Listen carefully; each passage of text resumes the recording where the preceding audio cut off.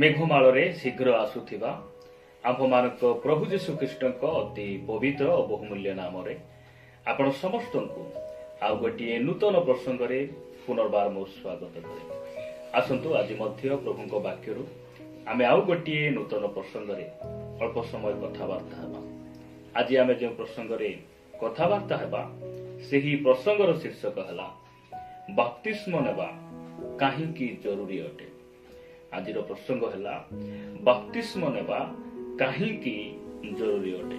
ପ୍ରିୟ ଭାଇ ଭଉଣୀ ମାନେ, ଏହି ପ୍ରସଙ୍ଗରେ ପ୍ରଭୁଙ୍କ ବାକ୍ୟରୁ ମୁଁ ଆପଣମାନଙ୍କ ନିକଟରେ 7ଟି ବିଷୟ ରଖିବା ପାଇଁ ଚାହେଁ, ଯଦ୍ୱାରା ଆମେ ମାନେ ଜାଣିପାରିବା ଯେ ଜଣେ ଖ୍ରୀଷ୍ଟ ବିଶ୍ୱାସୀ ନିମନ୍ତେ ବାପ୍ତିସ୍ମ କାହିଁକି ଜରୁରୀ ଅଟେ। ଆପଣ ଖ୍ରୀଷ୍ଟିଆନ ସମାଜରେ ଦେଖିବେ ଅନେକ ଭାଇ ଭଉଣୀ ମାନେ ସେମାନେ କହନ୍ତି ପ୍ରଭୁ ଯୀଶୁ ଖ୍ରୀଷ୍ଟଙ୍କୁ ଯେଉଁ ସମୟରେ କ୍ରୁଶରେ ଚଢା ଯାଇଥିଲା ସେହି ସମୟରେ ଦୁଇ ପାଖେ ଦୁଇଟି ଚୋରଙ୍କୁ ମଧ୍ୟ ଚଢା ଯାଇଥିଲା, ଆଉ ସେହି ଦୁଇଟି ଚୋରମାନଙ୍କ ମଧ୍ୟରୁ ଜଣେ ଯୀଶୁଖ୍ରୀଷ୍ଟଙ୍କ ସହିତ ସେ ପାରାଦୀସକୁ ସେ ଯାଇଥିଲେ। ସେ ବାପ୍ତିସ୍ମ ନେଇନଥିଲେ, ସେ ପ୍ରଭୁ ଭୋଜର ଅଂଶୀ ହେଉନଥିଲେ, ତଥାପି ସେ ପାରାଦୀସକୁ ଗଲେ, ସ୍ୱର୍ଗକୁ ଗଲେ। ସେଥିପାଇଁ ଆମ୍ଭମାନଙ୍କ ନିମନ୍ତେ ମଧ୍ୟ ବାପ୍ତିସ୍ମର ଏତେ ଜରୁରୀ ନାହିଁ, ବାପ୍ତିସ୍ମର ଏତେ ଆବଶ୍ୟକ ନାହିଁ। ଏହା ଅନେକ ଭାଇ ଭଉଣୀ ମାନେ କହନ୍ତି। ପ୍ରିୟ ଭାଇ ଭଉଣୀ ମାନେ, ଯଦି ଆପଣ ଏହି ପ୍ରକାର ଭାବୁଛନ୍ତି, ଏହି ପ୍ରକାର ଦ୍ୱନ୍ଦ୍ୱରେ ଆପଣ ଅଛନ୍ତି, ମୁଁ ଆପଣମାନଙ୍କୁ କହିବା ପାଇଁ ଚାହେଁ ଯେ ଆମ୍ଭମାନଙ୍କ ପରମେଶ୍ୱର କ୍ରୁଶର ଚୋର ନୁହେଁ, ଆମର ପରମେଶ୍ୱର ଯୀଶୁଖ୍ରୀଷ୍ଟ ଅଟନ୍ତି। ଏଥିପାଇଁ ଯୀଶୁଖ୍ରୀଷ୍ଟ କେଉଁ କେଉଁ ବିଷୟରେ ସେ ଆମ୍ଭମାନଙ୍କୁ ଶିକ୍ଷା ଦେଇଛନ୍ତି, ଆଜ୍ଞା ଦେଇଛନ୍ତି ଏବଂ ଆମମାନଙ୍କ ଆତ୍ମିକ ଜୀବନ ନିମନ୍ତେ ସେ କେଉଁ ସବୁ ବିଷୟ ଗୁଡ଼ିକ ସେ କରି ଦେଖାଇ ଯାଇଅଛନ୍ତି, ସେହି ସବୁ ବିଷୟ ଆମେ ଦେଖିବା ଆବଶ୍ୟକ ରହିଛି। ଆସନ୍ତୁ ପ୍ରଥମ ବିଷୟ ଆମେ ବାକ୍ୟରୁ ଦେଖିବା ଯେ ବାପ୍ତିସ୍ମ ନେବା ଜଣେ ଖ୍ରୀଷ୍ଟ ବିଶ୍ୱାସୀ ନିମନ୍ତେ କାହିଁକି ଜରୁରୀ ଅଟେ। ଆପଣମାନେ ମୋ ସହିତ ମାଥ୍ୟୁ ଲିଖିତ ସୁସମାଚାର 28 ଅଧ୍ୟାୟକୁ ଆସିବେ। ମାଥ୍ୟୁ ଲିଖିତ ସୁସମାଚାର 28 ଅଧ୍ୟାୟ ତାର 19 ପଦ ମୁଁ ଆମ ସମସ୍ତଙ୍କ ନିମନ୍ତେ ପଢିବା ପାଇଁ ଚାହେଁ। ଏଠାରେ ପ୍ରକାର ଲେଖାଯାଏ, ଅତଏବ ତୁମ୍ଭେମାନେ ଯାଇ ସମସ୍ତ ଜାତିର ଲୋକଙ୍କୁ ପିତା, ପୁତ୍ର ଓ ପବିତ୍ର ଆତ୍ମାଙ୍କ ନାମରେ ବାପ୍ତିସ୍ମ ଦେଇ ମୁଁ ତୁମ୍ଭମାନଙ୍କୁ ଯେଉଁ ଯେଉଁ ଆଜ୍ଞା ଦେଇଅଛି, ଏହା 20 ପଦ, ସେହି ସବୁ ପାଳନ କରିବାକୁ ଶିକ୍ଷା ଦେଇ ସେମାନଙ୍କୁ ଶିଷ୍ୟ କର। ଆଉ ଦେଖ, ଯୁଗାନ୍ତ ପର୍ଯ୍ୟନ୍ତ ସଦା ସର୍ବଦା ମୁଁ ତୁମ୍ଭମାନଙ୍କ ସଙ୍ଗେ ସଙ୍ଗେ ଅଛି। ପ୍ରିୟ ପ୍ରଭୁଙ୍କ ଲୋକମାନେ, ଆମେ ମାଥ୍ୟୁ ଲିଖିତ ସୁସମାଚାର 28 ଅଧ୍ୟାୟ 19 ଆଉ 20 ପଦରେ ପ୍ରଭୁ ଯୀଶୁଖ୍ରୀଷ୍ଟଙ୍କର ମହାନ ଆଜ୍ଞା ବିଷୟରେ ଆମେ ଦେଖୁଛୁ। ଏହା ହେଉଛି ପ୍ରଭୁ ଯୀଶୁଖ୍ରୀଷ୍ଟଙ୍କର ମହାନ ଆଜ୍ଞା ଅଟେ। ଆଉ ପ୍ରଭୁ ଯୀଶୁଖ୍ରୀଷ୍ଟ ଚାହାନ୍ତି ବା ପରମେଶ୍ୱର ଚାହାନ୍ତି ଆମେ ଯେପରି ତାହାଙ୍କର ମହାନ ଏବଂ ସମ୍ପୂର୍ଣ୍ଣ ଆଜ୍ଞାକୁ ଆମ ଜୀବନରେ କଣ କରିବା, ସଫଳ କରିବା। ଜଣେ ଖ୍ରୀଷ୍ଟ ବିଶ୍ୱାସୀ ଭାବରେ ବାପ୍ତିସ୍ମ ଏଥିପାଇଁ ଜରୁରୀ ଅଟେ କାରଣ ଏହି ବାପ୍ତିସ୍ମ ଯୀଶୁଖ୍ରୀଷ୍ଟଙ୍କର ଆଜ୍ଞା ଅଟେ, ମହାନ ଆଜ୍ଞା ଅଟେ। ଯୀଶୁଖ୍ରୀଷ୍ଟଙ୍କର ପରାମର୍ଶ, ଅନୁମତି କିମ୍ବା ତାହାଙ୍କର ଉପଦେଶ ନୁହେଁ, ଏହା ତାହାଙ୍କର ଆଜ୍ଞା ଅଟେ। ପ୍ରିୟ ପ୍ରଭୁଙ୍କ ଲୋକମାନେ, ଏହା ମଣ୍ଡଳୀର ପରମ୍ପରା ନୁହେଁ, ଏହା ବିଧିବିଧାନ ନୁହେଁ, ଏହା ମନୁଷ୍ୟମାନେ କରିଥିବା ନିୟମ ନୁହେଁ, କୌଣସି ମଣ୍ଡଳୀର ବିଧି ନୁହେଁ। ଏହା ସ୍ୱର୍ଗର ନିୟମ ଅଟେ। ଏହା ପ୍ରଭୁ ଯୀଶୁଖ୍ରୀଷ୍ଟଙ୍କର ମହାନ ଆଜ୍ଞା ଅଟେ। ସେଥିପାଇଁ ଆମେ ବାପ୍ତିସ୍ମ ନେବା ଜରୁରୀ ଅଟେ କାରଣ ଆମେ ଖ୍ରୀଷ୍ଟ ବିଶ୍ୱାସୀ ଭାବରେ ଆମେ ଆମ୍ଭମାନଙ୍କ ପ୍ରଭୁ, ଆମ୍ଭମାନଙ୍କର କର୍ତ୍ତା, ଯେ ଆମ୍ଭମାନଙ୍କର ପରମେଶ୍ୱର, ତାହାଙ୍କର ଆଜ୍ଞାବହ ହେବାର ଆବଶ୍ୟକ ରହିଛି। ଯଦି ଆମେ ତାହାଙ୍କର ଆଜ୍ଞାକୁ ଅମାନ୍ୟ କରୁ ତାହେଲେ ଆମେ ଅନାଜ୍ଞା ସନ୍ତାନ ଆମେ ହେଇଯିବା। ପ୍ରିୟ ଭାଇ ଭଉଣୀ ମାନେ, ଯଦି ଆପଣମାନେ ଏଫେସୀୟ ପୁସ୍ତକକୁ ଆସିବେ, ଏଫେସୀୟ ପୁସ୍ତକ 2 ଅଧ୍ୟାୟ 2 ପଦରେ ସାଧୁ ପାଉଲ ଏ ପ୍ରକାର ଲେଖନ୍ତି, ଅର୍ଥାତ୍ ଯେଉଁ ଆତ୍ମା ଏବେ ହେଁ ଅନାଜ୍ଞାବହ ସନ୍ତାନମାନଙ୍କ ଠାରେ କାର୍ଯ୍ୟ ସାଧନ କରୁଅଛି, ତାହାର ଇଚ୍ଛା ଅନୁସାରେ ତୁମ୍ଭେମାନେ ମଧ୍ୟ ପୂର୍ବରେ ଆଚରଣ କରି ଅପରାଧ ଓ ପାପରେ ମୃତ ଥିଲ। ପ୍ରଭୁଙ୍କ ନାମର ଗୌରବ ହଉ। ପ୍ରିୟ ଭାଇ ଭଉଣୀ ମାନେ, ପ୍ରଭୁ ଆମମାନଙ୍କୁ ଏହି ବାକ୍ୟ ବୁଝିବା ପାଇଁ ସାହାଯ୍ୟ କରନ୍ତୁ। ଯଦି ଆମେ ପ୍ରଭୁ ଯୀଶୁଖ୍ରୀଷ୍ଟ ସେ ସ୍ପଷ୍ଟ ଭାବରେ ଯେଉଁ କଥା ଗୁଡ଼ିକ ଆମମାନଙ୍କୁ କହିଲେ, ତାହାଙ୍କର ସ୍ୱର୍ଗାରୋହଣ ପୂର୍ବରୁ ଆପଣ ଶିଷ୍ୟମାନଙ୍କ ସହିତ ଆଳାପ କରି ଯେ ମହାନ ଆଜ୍ଞା ଦେଲେ, ଯେ ତୁମେ ସମଗ୍ର ପୃଥିବୀରେ ଯାଇ ପିତା ପୁତ୍ର ପବିତ୍ର ଆତ୍ମାଙ୍କ ନାମରେ ବାପ୍ତିସ୍ମ ଦେବ। ଆଉ ମୁଁ ତୁମମାନଙ୍କୁ ଯେଉଁ ଯେଉଁ ଶିକ୍ଷା ଦେଉଛି ସେଇ ସବୁ ଶିକ୍ଷା ପାଳନ କରିବା ନିମନ୍ତେ ଶିକ୍ଷା ଦେଇ ତୁମେ କଣ କରିବ? ଶିଷ୍ୟ କରିବ। ପ୍ରଭୁ ଯୀଶୁଖ୍ରୀଷ୍ଟଙ୍କର ଏହି ମହାନ ଆଜ୍ଞା ଯଦି ଆମେ ବାପ୍ତିସ୍ମ ନେଇ ଆମେ ଯଦି ସେଇ ଆଜ୍ଞାକୁ ଆମ ଜୀବନରେ ପୂର୍ଣ୍ଣ କରିବା ନାହିଁ, ତାହେଲେ ଆତ୍ମା, ଯେଉଁ ମନ୍ଦ ଆତ୍ମା, କାମୁକତାର ଆତ୍ମା, ପାପ କରିବାର ଆତ୍ମା, ଲୋକଙ୍କ ବିରୋଧରେ ବଚସା କରିବାର ଆତ୍ମା, ସେହି ଅନ୍ଧକାର ଶକ୍ତିର ଆତ୍ମା ସେହି ଲୋକମାନଙ୍କ ଭିତରେ କାମ କରିବ, ଯେଉଁମାନେ ପରମେଶ୍ୱରଙ୍କର ସେ ମହାନ ଆଜ୍ଞାକୁ ନିଜ ଜୀବନରେ ପୂର୍ଣ୍ଣ କରିନାହାନ୍ତି। ବାକ୍ୟ କହେ ଯେ ଆଜି ମଧ୍ୟ ଅନାଜ୍ଞାବହ ସନ୍ତାନ ମାନଙ୍କ ମଧ୍ୟରେ ସେହି ଆତ୍ମା କାମ କରୁଛି। କେଉଁ ଆତ୍ମା? ଲେଖାଯାଉଛି, କାର୍ଯ୍ୟ ସାଧନ କରୁଅଛି ତାହାର ଇଚ୍ଛା ଅନୁସାରେ ତୁମେମାନେ ମଧ୍ୟ ପୂର୍ବରେ ଆଚରଣ କରୁଥିଲ। ପ୍ରିୟ ଭାଇ ଭଉଣୀ ମାନେ, ଯଦି ଆମେ ବାପ୍ତିସ୍ମ ନେବା ନାହିଁ, ପ୍ରଭୁଙ୍କର ଆଜ୍ଞାବହ ହେବା ନାହିଁ, ତାହେଲେ ଆମ୍ଭମାନଙ୍କ ମଧ୍ୟରେ ସେହି ଅନ୍ଧକାର ଶକ୍ତିର କାର୍ଯ୍ୟ ଅଧିକାର କରିବ, ମନ୍ଦ ଆତ୍ମା ଅଧିକାର କରିବ। ସେଥିପାଇଁ ଆମେ ପରମେଶ୍ୱରଙ୍କର ଆଜ୍ଞା ଭିତରେ ଆମେ ରହିବା ଆବଶ୍ୟକ ରହିଛି। ବାଇବଲର ସୀମା ମଧ୍ୟରେ ଆମେ ରହିବାର ଆବଶ୍ୟକ ରହିଛି। ସେଥିପାଇଁ ବାପ୍ତିସ୍ମ ଆମ ନିମନ୍ତେ ଅତି ଜରୁରୀ ଅଟେ। ଜଣେ ଖ୍ରୀଷ୍ଟ ବିଶ୍ୱାସୀ ନିମନ୍ତେ ବାପ୍ତିସ୍ମ ଅତି ଜରୁରୀ ଅଟେ। ଆପଣ ପଢିବେ ହିତୋପଦେଶ 13 ଅଧ୍ୟାୟ 13 ପଦରେ ଗୋଟେ ବାକ୍ୟ ଲେଖାଯାଏ, ଯେଉଁ ଲୋକ ପରମେଶ୍ୱରଙ୍କ ବାକ୍ୟ ତୁଚ୍ଛ କରେ ସେ ଆପଣା ଉପରକୁ ବିନାଶ ଆଣେ, ମାତ୍ର ଯେ ଆଜ୍ଞାକୁ ଭୟ କରେ ସେ ପୁରସ୍କାର ପ୍ରାପ୍ତ ହେବ। ପ୍ରଭୁଙ୍କ ନାମର ଗୌରବ ହେଉ। ପ୍ରିୟ ଭାଇ ଭଉଣୀ ମାନେ, ଆମେ ଯଦି ପରମେଶ୍ୱରଙ୍କର ବାକ୍ୟକୁ ତୁଚ୍ଛ କରିବା, ପରମେଶ୍ୱରଙ୍କର ବାକ୍ୟ ବୋଲି କହିଲେ ଯୀଶୁଖ୍ରୀଷ୍ଟ ନିଜେ କହିଲେ ଯେ ତୁମେ ପିତା ପୁତ୍ର ଆଉ ପବିତ୍ର ଆତ୍ମାଙ୍କ ନାମରେ ବାପ୍ତିସ୍ମ ଦିଅ। ଅର୍ଥାତ୍ ବାପ୍ତିସ୍ମ ଦିଅ ବୋଲି କହିଲେ ଆମେ ସେ କହିଥିବା କଥାକୁ ଆମ ଜୀବନରେ ପୂର୍ଣ୍ଣ କରିବା ଆବଶ୍ୟକ ରହିଛି। ତାଙ୍କର ଆଜ୍ଞାକୁ ଆମେ ପାଳନ କରିବା ଆବଶ୍ୟକ ରହିଛି। ଯଦି ଆମେ ତାଙ୍କର ଆଜ୍ଞାକୁ ପାଳନ କରିବାକୁ ହେଲେ ବାପ୍ତିସ୍ମ ନେବା ନିମନ୍ତେ ଜରୁରୀ ଅଟେ। ପ୍ରଭୁଙ୍କ ନାମର ଗୌରବ ହଉ। ଏ ସ୍ଥାନ ଲେଖାଯାଉଛି, ମାତ୍ର ଯେ ଆଜ୍ଞାକୁ ଭୟ କରେ ସେ ପୁରସ୍କାର ପ୍ରାପ୍ତ ହେବ। ପୁରସ୍କାର ସମସ୍ତଙ୍କ ନିମନ୍ତେ ନାହିଁ। ଆମେ ନିଜ ଆଇଡିଆରେ, ନିଜ ବୁଦ୍ଧିରେ ଅନେକ ସମୟରେ ଆମେ କଣ କରୁ? ଜୀବନ ଯାପନ କରୁ ଆଉ ଆଶା ଭରସା ରଖୁ। ପ୍ରିୟ ପ୍ରଭୁଙ୍କ ଲୋକମାନେ, ସେଥିପାଇଁ ଆମେ ପରମେଶ୍ୱରଙ୍କର ଆଜ୍ଞାକୁ ଆମେ ଭୟ କରିବା, ସେ ଦେଇଥିବା ମହାନ ଆଜ୍ଞାକୁ ଆମେ ଭୟ କରିବା ଏବଂ ଆମେ କଣ କରିବା? ସେଇ ମହାନ ଆଜ୍ଞାକୁ ଆମେ ନିଜ ଜୀବନରେ ଆମେ ପୂର୍ଣ୍ଣ କରିବା। ଦ୍ୱିତୀୟ ବିଷୟ ମୁଁ ଆପଣମାନଙ୍କ ନିକଟରେ ରଖିବା ପାଇଁ ଚାହେଁ।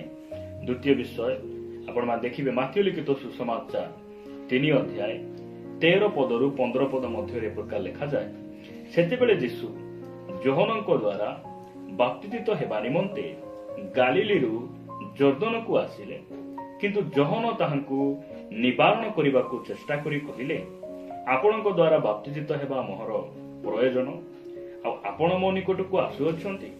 15 ପଦ, ମାତ୍ର ଯୀଶୁ ତାଙ୍କୁ ଉତ୍ତର ଦେଲେ, ଏବେ ସମ୍ମତ ହୁଅ, କାରଣ ଏହି ପ୍ରକାରେ ସମସ୍ତ ଧର୍ମକର୍ମ ସାଧନ କରିବା ଆମ୍ଭମାନଙ୍କର ଉପଯୁକ୍ତ। ସେଥିରେ ସେ ତାହାଙ୍କ କଥାରେ ସମ୍ମତ ହେଲେ। ଦ୍ୱିତୀୟ ବିଷୟ, ଆମେ ବାପ୍ତିସ୍ମ ନେବା କାହିଁକି ଜରୁରୀ ଅଟେ? ଏହି ସ୍ଥାନରେ ଆମେ ଦେଖୁଛୁ ଯେ ପ୍ରଭୁ ଯୀଶୁଖ୍ରୀଷ୍ଟ ନିଜେ ସେ ବାପ୍ତିସ୍ମ ନେଇଥିଲେ। ଆପଣ ଯଦି ସେଇ ମାଥିଉ ଲିଖିତ ସୁସମାଚାର 11 ଅଧ୍ୟାୟ ଦେଖିବେ, 28-29 ପଦ ଆପଣ ପଢିବେ, ଯୀଶୁ ନିଜେ କହନ୍ତି ଯେ ମୋ ଠାରୁ ଶିଖ। ପ୍ରଭୁ ଯୀଶୁଖ୍ରୀଷ୍ଟ ହେଉଛନ୍ତି ଆମର ଆଦର୍ଶ, ଆମର ଗୁରୁ, ଆଉ ସେ ଆମର ପରମେଶ୍ୱର ଅଟନ୍ତି। ପ୍ରଭୁ ଯୀଶୁଖ୍ରୀଷ୍ଟ ଯାହା ଯାହା କରିଛନ୍ତି ଆମେ ତାହାଙ୍କର ଅନୁଗମନକାରୀ ଭାବରେ ଆମେ କରିବା ଆବଶ୍ୟକ ରହିଛି। ସେ ଆମମାନଙ୍କ ଗୁରୁ ଅଟନ୍ତି, ସେ ଆମର ଆଦର୍ଶ ଅଟନ୍ତି। ସେଥିପାଇଁ ଆମେ ବାପ୍ତିସ୍ମ ନେବା ନିହାତି ଜରୁରୀ ଅଟେ। କାରଣ ପ୍ରଭୁ ଯୀଶୁଖ୍ରୀଷ୍ଟ ତାହାଙ୍କ ପାଖରେ କୌଣସି ପାପ ନଥିଲା, ତାହାଙ୍କୁ ମନ ପରିବର୍ତ୍ତନ ଆବଶ୍ୟକ ନଥିଲା, ତଥାପି ଈଶ୍ୱରଙ୍କର ସେହି ପୂର୍ବ ସଂକଳ୍ପ, ଈଶ୍ୱରଙ୍କର ସେହି ଯୋଜନାକୁ, ଈଶ୍ୱରଙ୍କର ସେହି ଆଜ୍ଞାକୁ ସେ କଣ କଲେ? ପାଳନ କଲେ। ସେଥିପାଇଁ ପ୍ରଭୁ ଯୀଶୁଖ୍ରୀଷ୍ଟ ଯେ ବାପ୍ତିସ୍ମ ନେଇଥିଲେ, ତାହେଲେ ଆମର ଆଦର୍ଶ ଯେ ସିଏ, ଆମର ଗୁରୁ ଯେ ପ୍ରଭୁ ଯୀଶୁଖ୍ରୀଷ୍ଟ, ଆମେମାନେ ମଧ୍ୟ ବାପ୍ତିସ୍ମ ନେବା ଜରୁରୀ ଅଟେ। ଆପଣ ଆଜି ପର୍ଯ୍ୟନ୍ତ ବାପ୍ତିସ୍ମ ନେଇନାହାନ୍ତି କି? ଆପଣ ମଣ୍ଡଳୀରେ ଯାଉଛନ୍ତି, ବାକ୍ୟ ଶୁଣୁଛନ୍ତି, ଆରାଧନା କରୁଛନ୍ତି। ପ୍ରିୟ ଭାଇ ଭଉଣୀ ମାନେ, ଆପଣ ବାପ୍ତିସ୍ମ ନେଇ ନାହାନ୍ତି କି? ମୁଁ ଆପଣଙ୍କୁ କହିବା ପାଇଁ ଚାହେଁ, ଆପଣଙ୍କୁ ବାପ୍ତିସ୍ମ ନେବା ନିମନ୍ତେ ବିଳମ୍ବ କରିବା ଉଚିତ ନୁହେଁ। କାରଣ ବାପ୍ତିସ୍ମ ବିଳମ୍ବ କରିବା ଏହା ଆମର ଅତି ଭୁଲ ଅଟେ, ଏହା ଆମମାନଙ୍କର ମୂର୍ଖାମି ଅଟେ। କାରଣ ପାଉଲ ବିଳମ୍ବ କଲେ ନାହିଁ, ସେ ଶୀଘ୍ର ଉଠି ବାପ୍ତିଜିତ ହେଲେ। ସେଥିପାଇଁ ଆମକୁ ପ୍ରଭୁ ଯୀଶୁଖ୍ରୀଷ୍ଟଙ୍କର ଅନୁଗମନକାରୀ ଭାବରେ ଆମେ ତାହାଙ୍କର ପଦଛିହ୍ନ ଦେଇ ଗମନ କରିବା ଆବଶ୍ୟକ ରହିଛି। ଯେହେତୁ ସେ ବାପ୍ତିସ୍ମ ନେଇଥିଲେ, ଆମ୍ଭେମାନେ ମଧ୍ୟ ବାପ୍ତିସ୍ମ ନେବା ଜରୁରୀ ଅଟେ। ପ୍ରଭୁଙ୍କ ନାମର ଗୌରବ ହଉ। ବାପ୍ତିସ୍ମ ନେବା କାହିଁକି ଜରୁରୀ ଅଟେ, ମୁଁ ତୃତୀୟ ବିଷୟ ଆପଣମାନଙ୍କ ନିକଟରେ ରଖିବା ପାଇଁ ଚାହେଁ।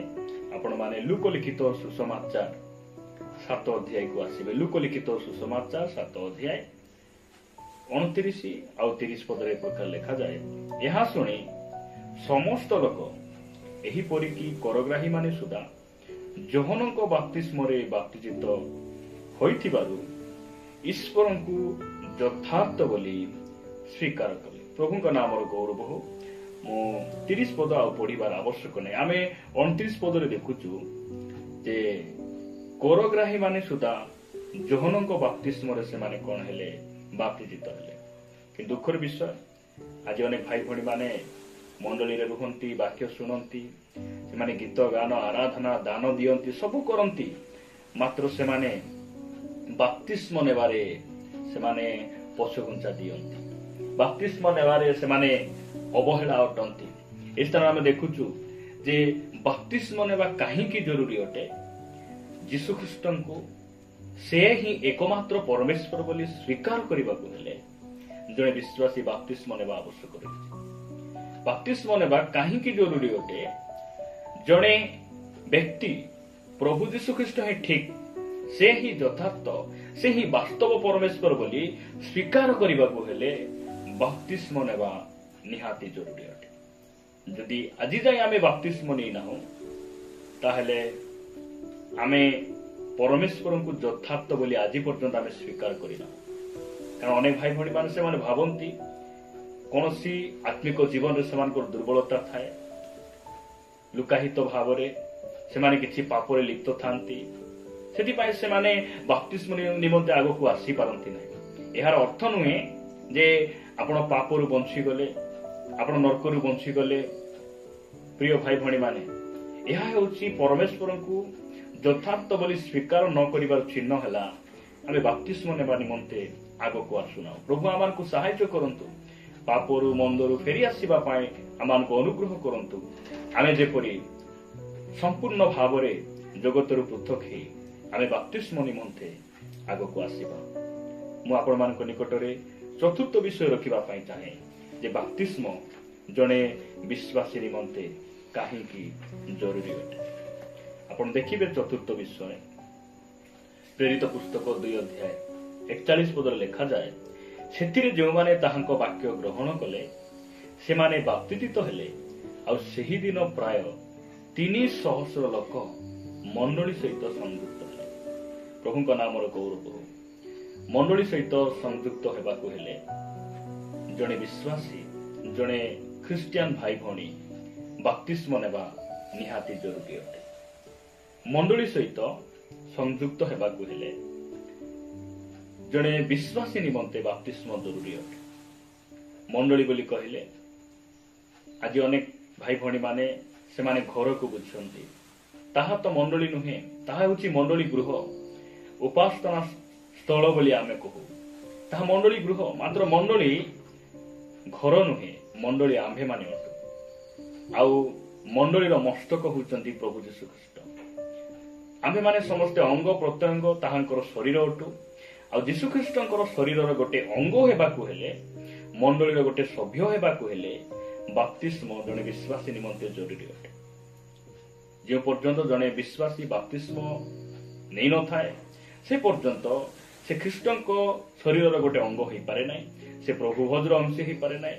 ସେଥିପାଇଁ ପ୍ରିୟ ଭାଇ ଭଉଣୀ ମାନେ, ଆମକୁ ବାପ୍ତିସ୍ମ ନିହାତି ଜରୁରୀ ଅଟେ ଜଣେ ବିଶ୍ୱାସୀ ନିମନ୍ତେ। ମୁଁ ଆପଣମାନଙ୍କ ନିକଟରେ ପଞ୍ଚମ ବିଷୟ ରଖିବା ପାଇଁ ଚାହେଁ।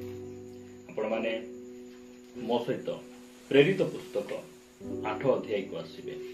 ପ୍ରେରିତ ପୁସ୍ତକ 8 ଅଧ୍ୟାୟ ତାର 9 ପଦରୁ ମୁଁ ଆଗକୁ ପଢୁଛି।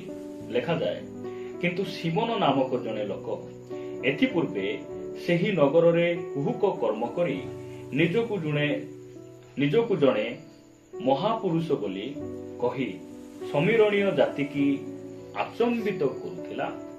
ଈଶ୍ୱରଙ୍କର ଯେଉଁ ଶକ୍ତିକୁ ମହାନ ବୋଲି କୁହାଯାଏ, ସାନଠାରୁ ବଡ଼ ପର୍ଯ୍ୟନ୍ତ ସମସ୍ତେ ଏ ସେହି ବୋଲି କହି ତାହାକୁ ମାନ୍ୟ କରୁଥିଲେ। 11 ପଦ, ସେମାନେ ତାହାଙ୍କୁ ମାନ୍ୟ କରୁଥିବାର କାରଣ ଏହି ଯେ ସେ ବହୁ କାଳ ହେଲା ନିଜ କୁହୁକ କର୍ମ ଦ୍ୱାରା ସେମାନଙ୍କୁ ଆଚମ୍ବିତ କରୁଥିଲା। 12 ପଦ, କିନ୍ତୁ ଫିଲିପ ଈଶ୍ୱରଙ୍କ ରାଜ୍ୟ ଓ ଯୀଶୁଖ୍ରୀଷ୍ଟଙ୍କ ନାମ ବିଷୟକ ସୁସମାଚାର ପ୍ରଚାର କରିବାରୁ ସେମାନେ ଯେତେବେଳେ ତାଙ୍କ କଥାରେ ବିଶ୍ୱାସ କଲେ, ସେତେବେଳେ ପୁରୁଷ ଓ ସ୍ତ୍ରୀ ଉଭୟ ବାପ୍ତିଜିତ ହେବାକୁ ଲାଗିଲେ। ପ୍ରଭୁଙ୍କ ନାମର ଗୌରବକୁ ଆମେ ଦେଖୁଛୁ। ସମୀରଣ ନଗରରେ ଯେଉଁ ସମୟରେ ଜେରୁସାଲମରେ ମଣ୍ଡଳୀ ଛିନ୍ନ ଭିନ୍ନ ହେଲା, ନିନ୍ଦା ତଳନା ଆସିଲା, ସେହି ସମୟରେ ଫିଲିପ ସେ ସମୀରଣ ନଗରରେ ପ୍ରବେଶ କରି ସେ ସୁସମାଚାର ପ୍ରଚାର କରୁଛନ୍ତି। ଆଉ ସେହି ସମୀରଣ ନଗରରେ ଜଣେ କୁହୁକ କର୍ମକାରୀ, ଜଣେ ମନ୍ତ୍ରଜ୍ଞ, ଜଣେ ଗୁଣି ଗାରେଡି କରିବା ଜଣେ ବ୍ୟକ୍ତି ଥିଲେ। ସେହି ଲୋକ ଯୀଶୁଖ୍ରୀଷ୍ଟଙ୍କର ବାକ୍ୟ ଶୁଣି ସେ ପରିବର୍ତ୍ତନ ହେଲେ, ଯୀଶୁଙ୍କ ଠାରେ ସେ ବିଶ୍ୱାସ କଲେ।